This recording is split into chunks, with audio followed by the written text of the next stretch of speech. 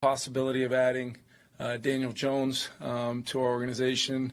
Still kind of working through the final details on that and some roster maneuvering and things, but we're anticipating Daniel to arrive Friday morning, and very much looking forward to that. Good addition to our quarterback room. I love our quarterback room already. That's Kevin O'Connell on new Minnesota Vikings quarterback Daniel Jones. This tweet is courtesy of Adam Schefter. If you're watching on YouTube, you'll see it with me. Contract update. Daniel Jones is signing a one-year deal with the Vikings through the remainder of the season for $375,000 per source. He will start out on the Vikings practice squad, and Jones could sign with another team if another starting quarterback went down in the next 3 weeks. Jones still is scheduled to become a free agent after this season.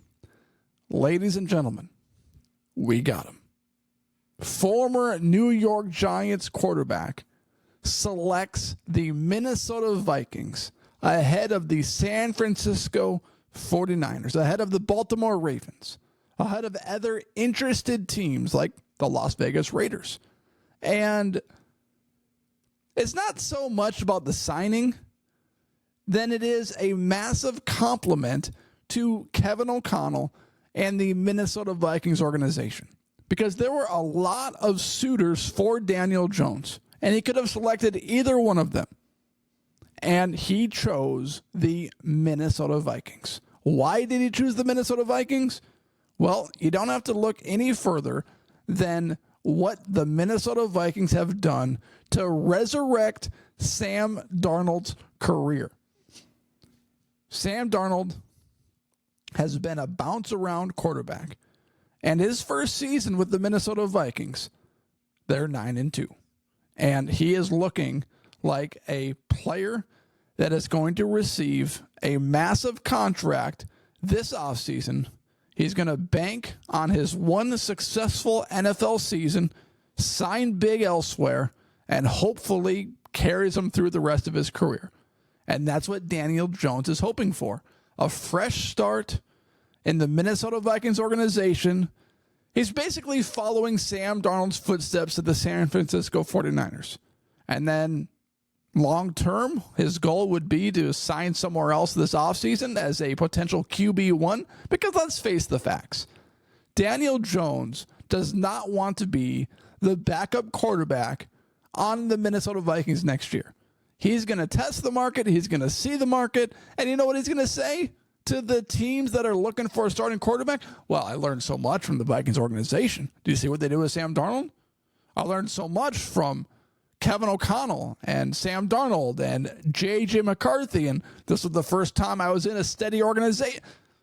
This idea that the Vikings could lock in Daniel Jones as the backup quarterback next year is preposterous, because Daniel Jones wants more than that. Vikings have, 6 games left?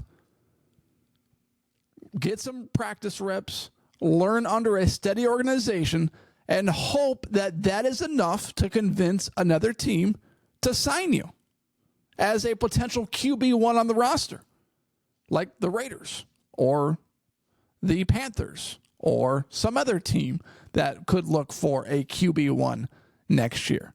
So I don't think it's a realistic possibility for the Minnesota Vikings to retain Daniel Jones next year, unless they tell him that it is a legit competition for QB1 with J.J. McCarthy. That is the only scenario I see where Daniel Jones is back on the Minnesota Vikings. He's taking the Sam Darnold to San Fran route right now. And then his goal, instead of waiting behind a Brock Purdy for an entire year, his goal will be to do it in 6 games and then sign somewhere else this offseason as a free agent. And you know what? The Vikings still win, because then they get a compensatory pick. I struggle with that word. A compensatory pick. Yes. Yes. Suck on that. A compensatory pick. So the Minnesota Vikings, if they convince Daniel Jones to resign, which I don't think he would unless he's promised a QB1 competition, win either way. Because they either get him back as backup quarterback or get a pick for him if he signs somewhere else. Someone posted a good tweet, I thought, earlier. This came from Will Raggets. It says, Daniel Jones choosing the Vikings over a variety of other options tells you a lot about how players around the league, especially QBs, view Kevin O'Connell and this organization. Impossible to ignore what he's done with Darnold and others. And that was my exact point earlier. This is a massive compliment to the Vikings organization and what they've been able to do with Sam Darnold, who went from team to team to team, and now is on his fourth team, and now is going to get a massive contract extension somewhere else. So that's why Daniel Jones chose the Minnesota Vikings. You know, the organization is steady. Kevin O'Connell is an offensive-minded head coach. And if Sam Darnold goes down, well, then let's see Daniel Jones as the backup quarterback, because Daniel Jones is way more capable than wild thing Nick Mullins. I don't know if there's a more entertaining quarterback in the league than Nick Mullins, because every single time he drops back to pass, it's unpredictable because you don't know what he's going to do with that football. We saw it last year. And he either drives it 45 yards down the field for a massive first down or throws it 35 yards down the field into three defenders and it gets picked off for 6 points going the other way. So he's an entertaining quarterback, but he's not steady Eddie. Daniel Jones can provide some steadiness at that backup quarterback spot behind Sam Darnold, who has gone down a few times this season. If one of those injuries becomes a 2 to 3 week injury, bring in Daniel Jones. Look over Nick Mullins. Because Daniel Jones, even though it was against an Ed Donatel defense, he's much more proven than Sam Darnold. He's much more proven than Nick Mullins. That's a fact. He beat the Vikings in a playoff game.